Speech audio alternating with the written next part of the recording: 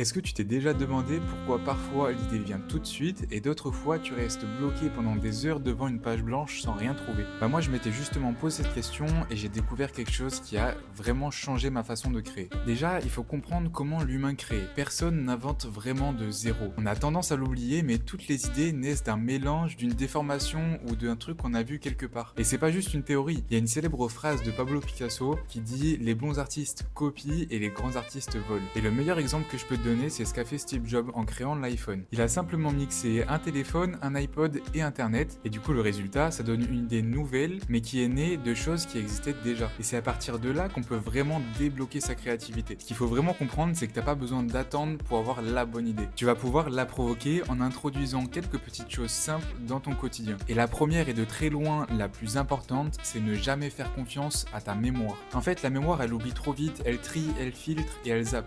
Et l'un des outils les plus puissants pour les créatifs, c'est pas Photoshop, c'est pas Illustrator, c'est l'application Notes de ton iPhone. Quand je dis Notes, ça peut être un carnet, un vocal ou peu importe. L'important, ça va être d'avoir un endroit où capturer cette idée, même si elle est floue, si tu penses qu'elle est nulle ou même si elle est à moitié écrite. Parce qu'une idée aujourd'hui peut te paraître inutile, mais combinée avec une autre demain peut devenir une idée de génie.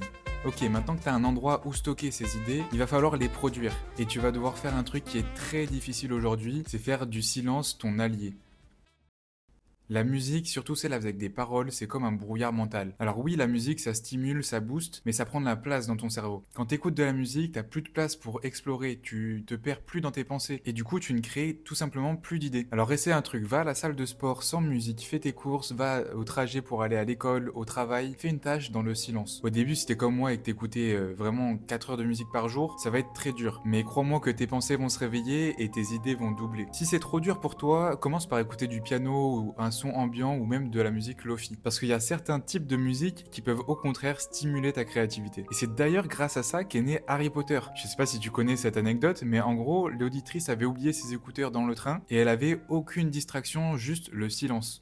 Et dans son silence est né un sorcier à lunettes et elle a créé tout ce monde magique. Et je pense bien que si elle avait lancé sa playlist, peut-être que Poudlard n'existerait pas. Et ça pareil, c'est un truc qu'on oublie souvent, mais les meilleures idées viennent pas toujours de la réussite. Parfois, elles viennent des erreurs. Et une erreur, c'est pas juste un mur. Ça peut être un détour ou un chemin inattendu. Et c'est d'ailleurs comme ça que le post-it a été créé. À la base, c'est un scientifique qui bossait sur une colle ultra puissante. Et au final, sur un de ses tests les moins concluants, il a créé un adhésif hyper faible. Et au lieu de le jeter, il a observé et analysé, et il s'est rendu compte que la colle restait pas collée sur le mur. Et en plus, il pouvait le recoller plusieurs fois sans que ça perde en adhésion. Et au final, cet échec, il en a fait un produit génial utilisé partout dans le monde. Et je suis sûr que ce simple petit post-it a rendu riche beaucoup de personnes. Donc non, t'as pas besoin d'être un génie, t'as pas besoin d'attendre l'inspiration ultime. T'as juste besoin d'apprendre à mieux observer, mieux noter et mieux écouter. Ou parfois à ne plus écouter du tout. Parce que la créativité, c'est pas un talent, c'est une méthode et tu peux l'entraîner et la peaufiner en mettant plein de petites choses en place dans ton quotidien. Cette vidéo, c'est la première d'une série que je lance qui s'appellera Condensé. L'idée, c'est que je te partage ce que j'apprends dans mon quotidien de graphiste qui vit à Bali dans une coloc de 5 entrepreneurs. Si ce format t'a plu, fais-le moi savoir en t'abonnant et en likant cette vidéo.